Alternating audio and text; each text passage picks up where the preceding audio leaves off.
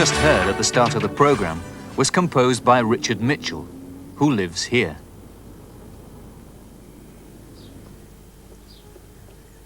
He's a musical craftsman who uses modern technology to make sounds. Have a look at some of the tools you need to do that work.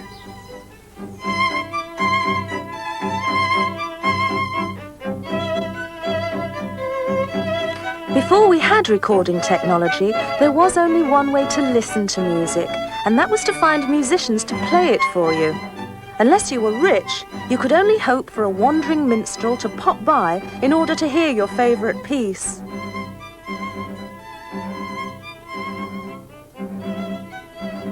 Nowadays, anyone can listen to music at any time and also make music using very similar technology.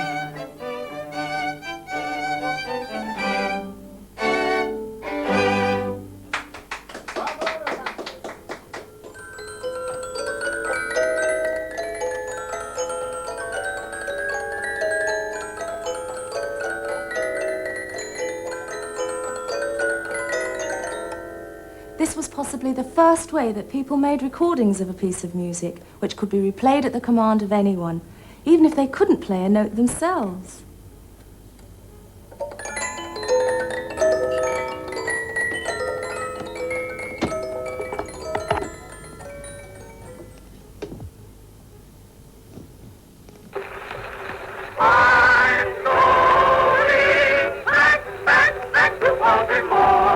Then around the end of the last century, the arrival of recording technology in a very crude form meant that it was possible to make a reproduction of musicians actually playing something.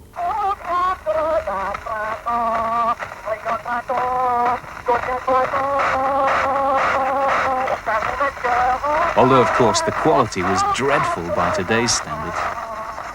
In fact, when composers were asked to write music for early gramophone recordings, they soon learned that some instruments recorded so badly they couldn't even be heard.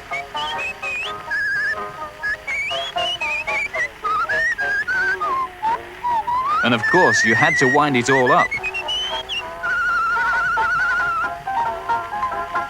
In front of the dog as well. They say dogs used to enjoy the old-fashioned quality.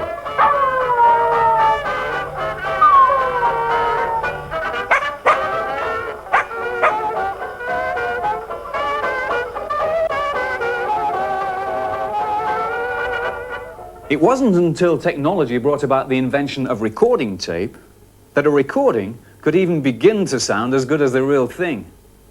Then the improved quality of the vinyl record brought it into the home.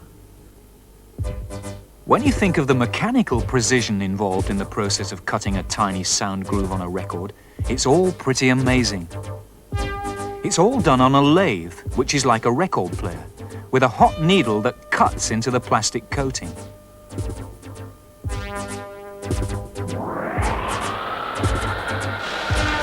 After a high-powered shower, the disc is sprayed with silver.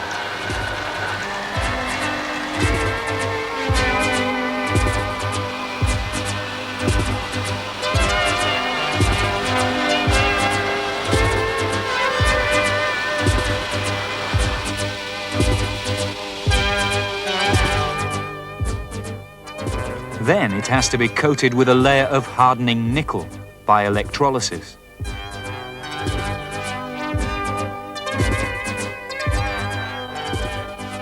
Having been cut to the right size, the disc is now called a stamper.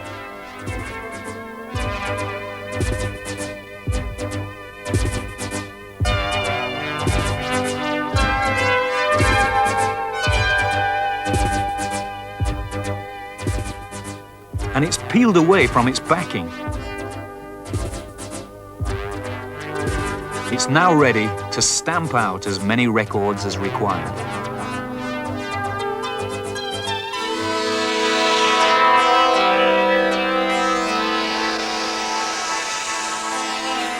So how is electronic music made by a craftsman? What modern technology allows him to do is not only design a piece of music, but to also build it himself. If you can imagine a painter working on canvas, he would first make a sketch and then build his painting around the outline using light, shade and colour. Music can be made in a similar way, only instead of using canvas, the design is built on recording tape, adding layers of musical sound, one on top of the other. The tape is divided into channels of sound. Each channel can be filled with whatever musical sound is devised, whether that sound is made by a musical instrument like a violin or one of these.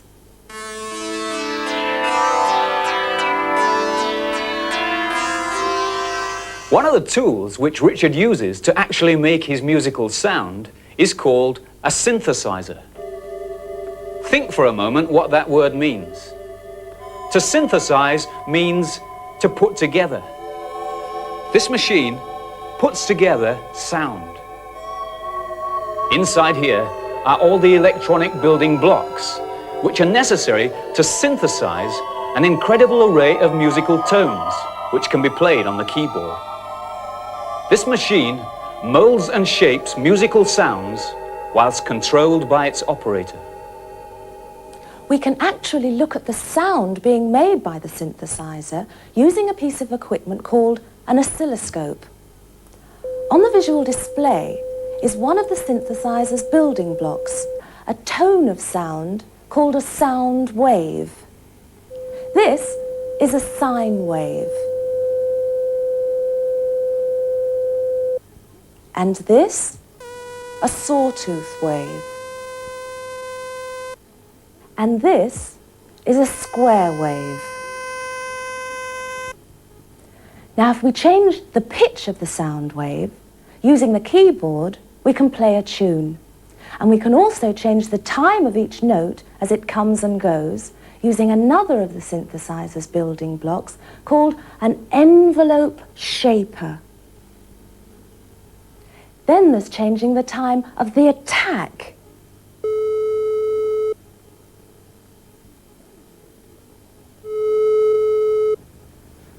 It is possible to make comparisons between sounds made electronically and natural sounds played on acoustic instruments by looking at them on an oscilloscope. Here's a note from a small harp. See how the sound attacks quickly, then decays away slowly. Right, now let's build up a sound similar to that note using the synthesizer. Right, now it's mostly sine waves, so we'll select sine wave. And the envelope of the sound has a fast attack and a slow decay.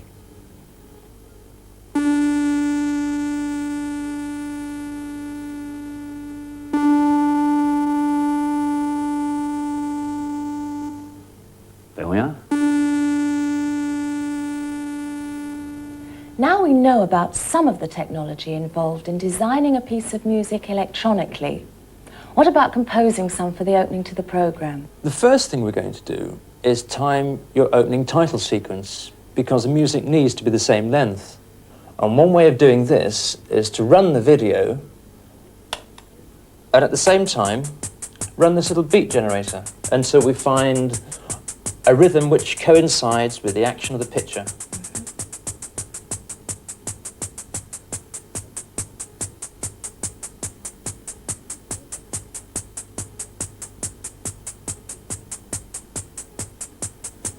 We record that rhythm now on one of the master tracks of the tape machine. And then we've got a basic sound design to follow, around which we can start to build the main body. So we're able to record a new track whilst listening to the rhythm guide. Right. Now this simple little device enables me to do two jobs at once. It's a remote control box which operates the recording equipment from anywhere in the room, whilst at the same time I can be controlling other musical instruments. So show us how it's all done. Okay.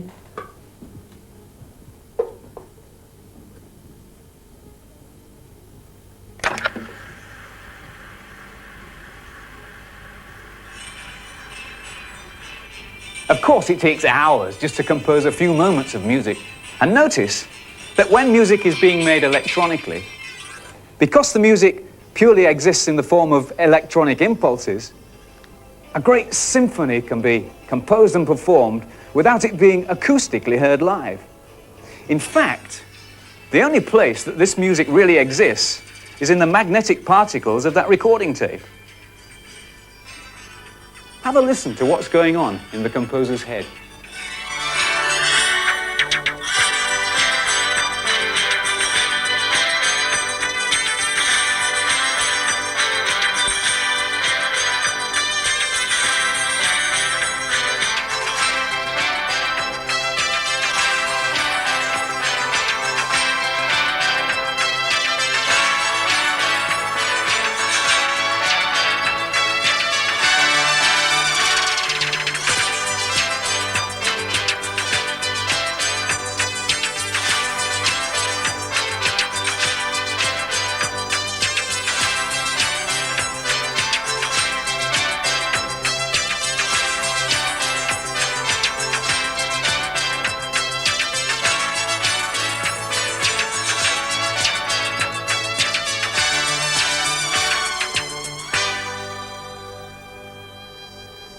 When all the tracks have been recorded, the final part of the process is to blend all the different parts of the music together. This is done by sending all the signals from each of the individual recording tracks out of the master tape machine and through the mixing desk. In each of these channels, a recording of an instrument passes and is electronically treated. Directly recorded electronic instruments can have a very dry quality, and sometimes they need to have echo or reverberation added.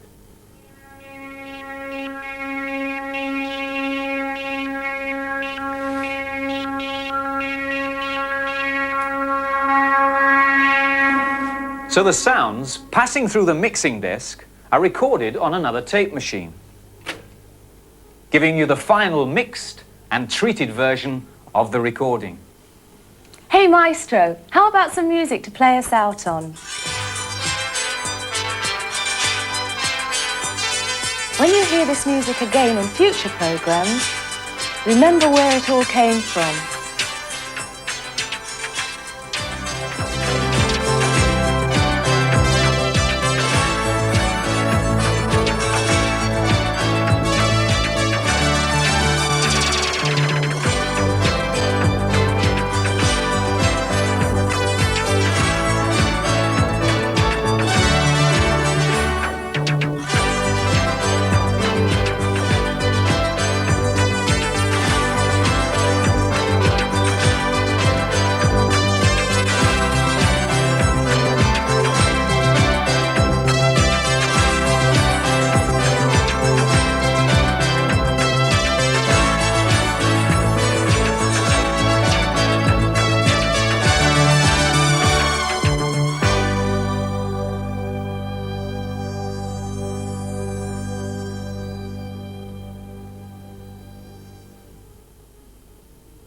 A pupil's book called Introducing Craft Design and Technology, based on the series, is available from bookshops, priced £3.25.